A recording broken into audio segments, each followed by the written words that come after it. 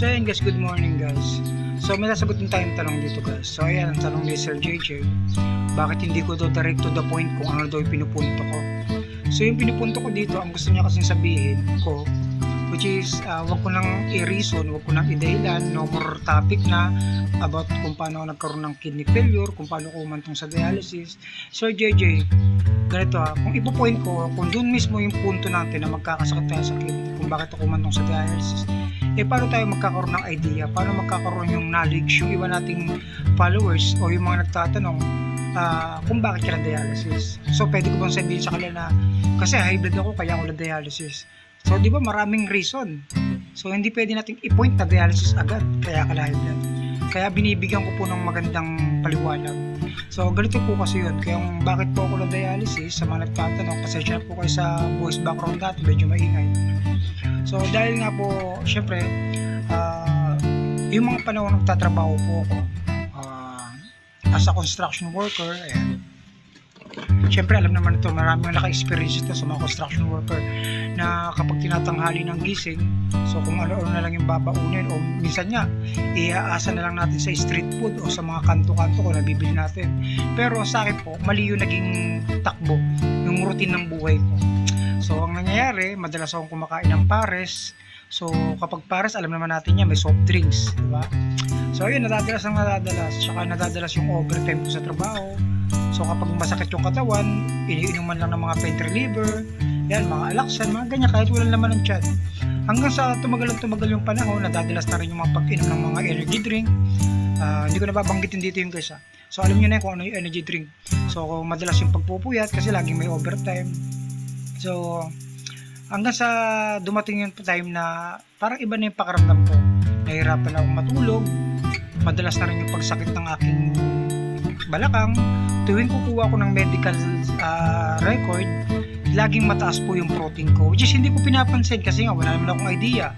Ano bang idea natin sa protein? Ano bang idea ko sa creatinine? So ayan, hanggang sa dumating sa time na nakakaramdam na ako ng lagnat, muscle cramps, yung tulog ko sa gabi kahit maigsi, pabalik-balik naman yung ihi ko. So doon ako nagtataka, hindi naman ako umiinom ng beer masyado, talagang hindi po masyado umiinom ng beer. Ang ano sa akin, alcohol lang talaga. Yan. So nagugulat ako bakit sobrang bula ng ihi ko. So wala naman akong idea. Wala tayong reason kung bakit ganon. So pagkuha ko ng laboratory result ko, wala namang paliwanag yung doktor. Kahit nagtanong ako, sasabihin lang ng doktor, mataas yung protein mo, kailangan umiwas ka lang sa ganito. So yun lang yung mga karamihang advice lang. Hindi lang i-advise kung ano yung possible na magkakaroon kapag sobrang taas ng ganito, ano ba yung masisira, walang ganun. Basta ibibigay nila yun kasi syempre, doctor's fee yun kapag nagtanong ka. So ayun, hanggang sa dumating yung mga 2 buwan, year 2020, mga ganun. Kaya nakakaramdam na ako ng ano guys, pagsusuka, pagkahilo, panlalabo ng mata, hindi na bumababa yung high blood ko, sobrang kati ng balat ko, which is kahit katatapos mo lang maligo, kahit taghilod ka na, bakit pa rin yung balat mo, hindi na mawala. Hanggang sa napag-alaman na kumuha ako ulit ng laboratory, nakita doon mataas yung phosphorus, yung creatinine ko nasa 550 something, mga ganun. So yung 500 na yun, ang offer na sa akin ng doktor, kailangan na mag-dialysis. So hindi ako pumayag. Naikwento ko lang sa inyo ito guys. Hindi ako pumayag kasi nga alam ko namang delikado ang dialysis. Unang-una, wala tayong idea. Unang-una, ang idea lang natin sa dialysis, mas mapapaiksi yung buhay natin. So ito pa yung mga panahon may bayad yung dialysis, kaya mahirap, hindi afford. At dahil may pinag-aaral pa. So hanggang dumating sa time na 2 linggo, hindi na ako makahinga, hirap na rin ako maglakad, manas na, sobrang kati na ng balat, naninilaw na yung putis ko, medyo may dilaw-dilaw na, sobrang maras na ng mukha ko. Doon na napagtanto na need na talagang hahantong ka na sa, alam mo yun, panibagong karbanata ng buhay mo. So napag-alaman na yung creatinine ko umabot na ng 1,700. So ayun, agad-agad nilagyan ng mahabang hose yung aking ito si Manoy. Nilagyan ng mahabang hose. So catheter ba yun? Catheter yata yun. So nang nilagay, syempre sobrang sakit. Pilit ipapasok yun, walang anesthesia. Tapos pagkapasok nyo sa ari mo, gaganunin pa yun. So para makuha yung mismo kung merong bara, kung merong stone. After nyo, imo-monitor nila yung kalagayan mo dahil nga naka-confine ka. 3 days ako naka-confine yun. Imo-monitor kung malakas yung ihi mo, kung nababawasan yung creatinine mo.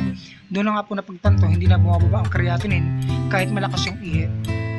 So tumagal pa rin hanggang sa na-discharge ako, kailangan ilipat ng hospital kasi walang hospital na maglalagay ng IG catheter sa leeg. Ito po. Yan, makikita nyo yung pinakamarka, yung dyan pa yung marka. So 3 buwan din yata ako may ganyan guys. 3 buwan o 4 months din ako may ganito. Sobrang hirap kasi unang-una, mahirap maligo, mahirap magbuhat, mahirap matulog, mahirap kumilos, sobra.